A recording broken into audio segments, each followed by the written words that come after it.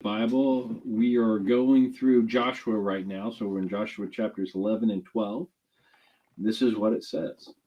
When King Jabin of Hazor heard the news, he organized a coalition including King Jobab of Madon, King Shimron, the king of Ashshaph, the northern kings who ruled in the hill country, the Arabah south of Kinnereth, the lowlands, the heights of Dor to the west. Canaanites came from the east and west, Amorites, Hittites, Perizzites, and Jebusites from the hill country, and the Hivites from below Hermon in the area of Mizpah. These kings came out with their armies. They were as numerous as the sands on the seashore and had a large number of horses and chariots. All these kings gathered and joined forces at the waters of Merom to fight Israel. The Lord told Joshua, "Do not be afraid of them, for about this time tomorrow I will cause all of them to lie dead before Israel. You must hamstring their horses and burn their chariots." Joshua and his whole army caught them by surprise at the waters of Merom and attacked them. The Lord handed them over to Israel, and they struck them down and chased them all the way to Greater Sidon, Mizraphoth, Maim, and the Mizpah Valley to the east. They struck them down until no survivors remained. Joshua did to them as the Lord commanded. He hamstrung their horses and burned their chariots. At that time, Joshua turned, captured Hazor, and struck down its king with the sword. For Hazor was at that time the leader of all these kingdoms. They annihilated everyone who lived there with the sword. No one who breathed remained, and burned Hazor. Joshua captured all these royal cities, all their kings, and annihilated them with the sword, as Moses, the Lord's servant, had commanded. But Israel did not burn any of the cities located on mountains except Hazor, and it was the only one Joshua burned. The Israelites plundered all the goods of these cities and cattle, but they totally destroyed all the people and allowed no one who breathed to live. Moses, the Lord's servant, passed on the Lord's commands to Joshua, and Joshua did as he was told. He did not ignore any of the commands the Lord had given Moses. Joshua conquered the whole land, including the hill country, all the Negev, and all the land of Goshen, the lowlands, the Arabah, the hill country of Israel and its lowlands, from Mount Halak upon the Seir as far as Baal Gad in the Lebanon Valley below Hermon. He captured all the kings and executed them. Joshua campaigned against these kings for quite some time. No city made peace with the Israelites except the Hivites living in Gibeon. They had to conquer all of them, for the Lord determined to make them obstinate so that they would attack Israel. He wanted Israel to annihilate them without mercy, as he had instructed Moses. At that time, Joshua attacked and eliminated the Anakites from the hill country, from Hebron, Debir, Anab, and all the hill country of Judah and Israel. Joshua annihilated them in their cities. No Anakites were left in Israel's territory, though some remained in Gaza, Gath, and Ashdod. Joshua conquered the whole land just as the Lord had promised Moses, and he assigned Israel their tribal portions. Then the land was free of war. Now these are the kings of the land whom the Israelites defeated and drove them from their land.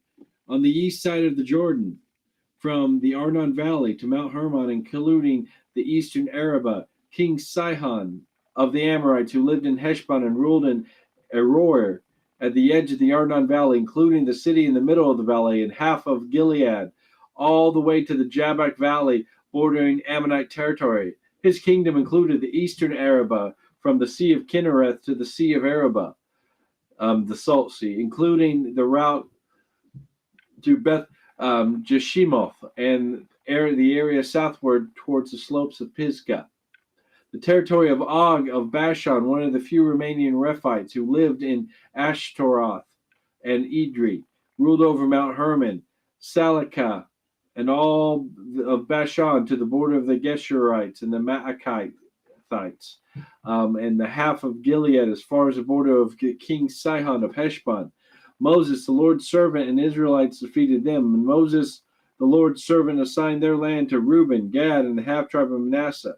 These are the kings of the land whom Joshua and the Israelites defeated on the west side of the Jordan, from Baal Gad to the Lebanon Valley to Mount Halak, up to Seir, Joshua assigned this territory to the Israelites' tribes, including the hill country, the lowlands, and the Arabah, and the slopes, and the wilderness, and the Negev, the land of the Hittites, Amorites, Canaanites, Perizzites, Hivites, and Jebusites. The king of Jericho, 1. The king of Ai, located near Bethel, 1. The king of Jerusalem, 1. The king of Hebron, 1. The king of Jarmuth, 1. The king of Lachish, 1. The king of Eglon, 1. The king of Gezer, 1. The king of Debir, 1. The king of Gedir, 1. The king of Hormah, 1. The king of Arad, 1. The king of Libnah, 1. The king of Adullam, 1. The king of Makkedah, 1. The king of Bethel, 1. The king of Tappuah, 1. The king of Hepher, 1. The king of Aphek, 1. The king of Lashoron, 1. The king of Madon, 1. The king of Hazor, 1. The king of Shimron Meron, 1. The king of Ashphath, 1. The king of Taanach, 1. The king of Megiddo, 1. The king of Kedesh, 1. The king of Jokneam near Carmel, 1. The king of Dor near Naphath Dor, 1. The king of Goim near Gilgal, 1.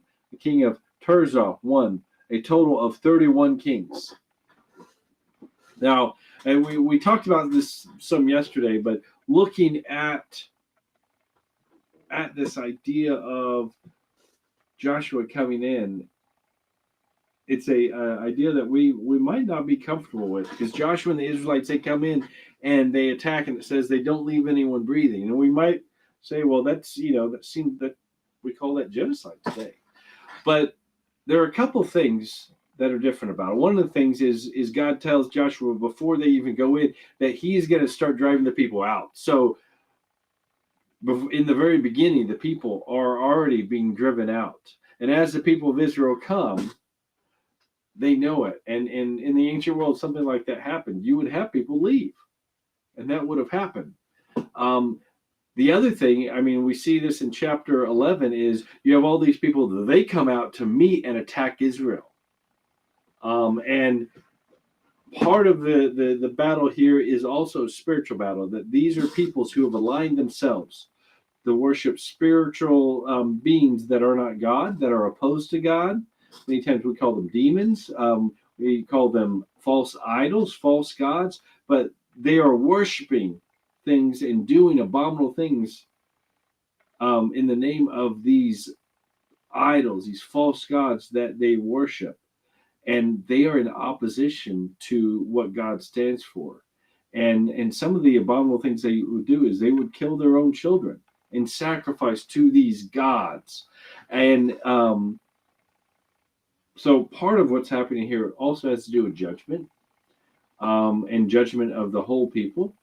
And again, we talked about before, sometimes we have a much more individualistic understanding of our Western society, the ancient world, and much of the world still today. There are areas where it's very collectivistic, and we understand that, the peoples, and we see that even in the Bible when people are converted, they come to know who God is. And one of the other things to remember, and we saw this last weekend or yesterday, and I didn't touch on it.